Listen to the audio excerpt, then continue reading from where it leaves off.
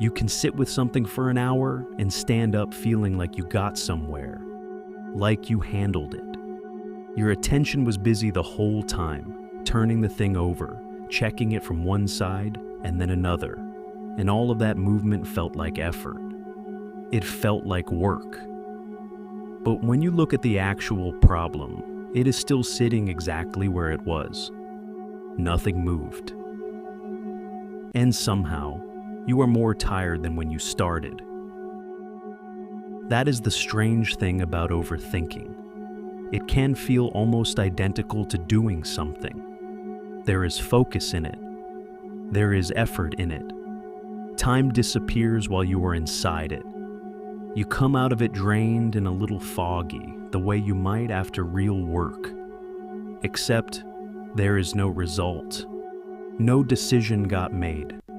Nothing got lighter. You just spent yourself on it. And after a while, a quiet logic forms underneath. If you were this tired, surely you must have been working on something. If the thought keeps coming back, surely it must matter. If it is this hard to put down, surely you must be close to something. So, the effort starts to look like evidence. The more you return to it, the more it feels like you are getting nearer. But you are not always getting nearer. Sometimes you are just returning. And returning can feel almost exactly like progress, because both keep the thing in front of you. Both feel like attention. Both feel like care. The difference is that real progress eventually gives you somewhere to land. Overthinking keeps giving you another lap. The reason you keep reaching for it is not weakness. Thinking is the tool that has worked for you before. There have been real problems in your life where thinking helped. You stayed with something, looked at it carefully, and eventually a sentence came. A decision came. A next step became clear. That click was real. You have felt it. And because it worked before, some part of you keeps trusting the method. Every now and then, thinking does pay out. You remember the thing you needed to say. You understand why something bothered you. You find the practical step that was hiding inside the mess. Those moments teach your mind that staying with something can be useful. The trouble is, it does not always know when the method has stopped helping. So it stays with everything. When something heavy lands in front of you, the same tool comes out again. The conversation you wish had gone differently. The message you sent and now keep rereading. The look on someone's face that you cannot quite interpret. The future thing that has not happened yet, but already feels like it is asking something from you. Your mind treats all of it like a problem with an answer hidden somewhere inside. It starts working because working is what it knows how to do. But some of what you turn over has no finished version. A conversation that already happened the way it happened. A person whose thoughts you cannot actually enter. A future that has not arrived yet. A feeling that is just there, asking to be felt rather than solved. There is no completed answer waiting at the end of these things. Nothing you can reach that will make the whole thing lock perfectly into place. But you keep working them as if one more pass will finally do it. This is why the relief never quite arrives. Part of you is waiting for the moment it clicks. The moment the thought pays out. The moment your chest finally drops and you can say, okay, now I understand. So you keep going. One more angle, one more memory, one more imagined version of what you could have said. But the thing you are working on cannot always produce that release.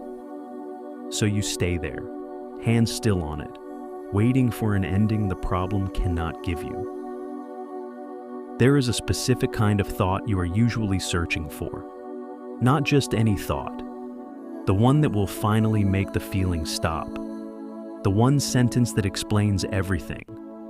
The the one realization that lets you breathe again. You can almost feel its outline, so you keep digging, certain it must be in there somewhere. Because surely, if you understood this completely, the discomfort would have nowhere left to live. But understanding something and being finished with it are not always the same thing. That is one of the cruel parts. You may have already understood it several times. You may already know what happened. You may already know what you wish you had done. You may already know what cannot be changed. But because the feeling is still there, it seems like the answer has not been found yet. So, the search continues. And the problem is good at making itself look new. You come at it from an angle that feels fresh, a question you have not asked in exactly that way, a small detail you suddenly remember. For a moment, it feels like a door just opened. But often it is the same room, the same few facts, rearranged. The old problem wearing slightly different words, making the next lap feel like a different path. That is how you can think about something for days and still end up exactly where you began. You know every detail of it. You have replayed every sentence. You have imagined every possible meaning. You have checked it in the morning, in the shower, in the car, while making tea, while pretending to listen to something else. And still, there is no clean ending. That is why being told to simply stop can feel so frustrating. From the outside, maybe it looks like you are doing nothing. Just standing in the kitchen, just lying in bed, just staring at your phone without even reading what is on the screen. But inside, you are working. Inside, something is still trying to finish the unfinished thing. And from the inside, it does not always feel like overthinking.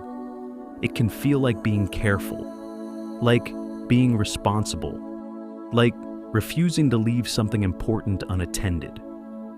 If you stop thinking about it, some part of you might feel like you dropped something, like you walked away too soon, like you missed the one detail that would have protected you later. So, you stay with it, even when staying with it is no longer helping. Sometimes the thinking even turns on itself. When you cannot solve the original thing, you start solving something nearby. Why you are like this, whether you should be over this by now, what it says about you that you cannot let it go, what you will do next time so you never feel this way again. The loop finds another surface to run on, and because it is still moving, it still feels like work. Underneath all of it, there is usually something harder than thought. Uncertainty, waiting, not knowing how someone feels, not knowing what will happen next, not knowing whether you did the right thing. Thinking gives your hands something to hold while all of that is open. It keeps you busy enough that you do not have to stand completely still in the not knowing.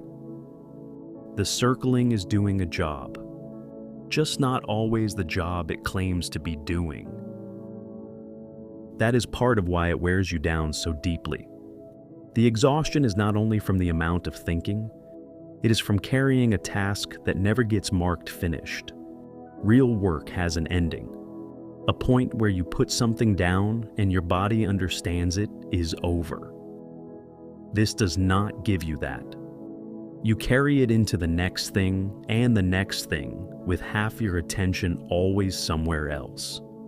A background job running behind the day. A clock that never quite stops.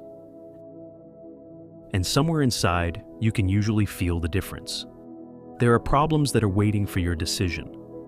A call to make, a message to send, a boundary to hold, a next step that is uncomfortable, but real. And then there are situations that are only waiting for time or for someone else, or for life to unfold without giving you full control. Those are the ones that exhaust you most when you keep treating them like puzzles. When you begin to feel that difference, even a little, something softens. Not because everything suddenly makes sense, not because the thought finally gives you the perfect answer, but because you stop asking yourself to solve what was never going to be solved by force. The noise does not quiet because you win an argument with it. It quiets when it is no longer being given an impossible job. So if you spent today turning something over and over, getting nowhere, feeling vaguely like you failed at something, it does not mean your mind is broken. It means it reached for the tool it trusted. It tried to get you somewhere steady. It tried again and again because that is what it learned to do. That makes sense. It just did not know that some things cannot be thought all the way through. They can only be lived through. You do not have to finish it tonight. Some of what you were holding was never going to come loose by being thought about harder. You are allowed to set it down unfinished. Setting it down is not the same as giving up on it. Some things were simply never yours to solve in the first place. The problem can stay exactly where it is. You can stop walking around it for now. And the quiet that comes when you stop is not something you have to earn by figuring everything out. It is just what becomes available when the working finally pauses. Perhaps the change you were searching for was never outside of you. Perhaps it was always waiting for this moment of stillness. So for now, stop pushing, stop chasing, and simply remain here, because something within you already knows the way.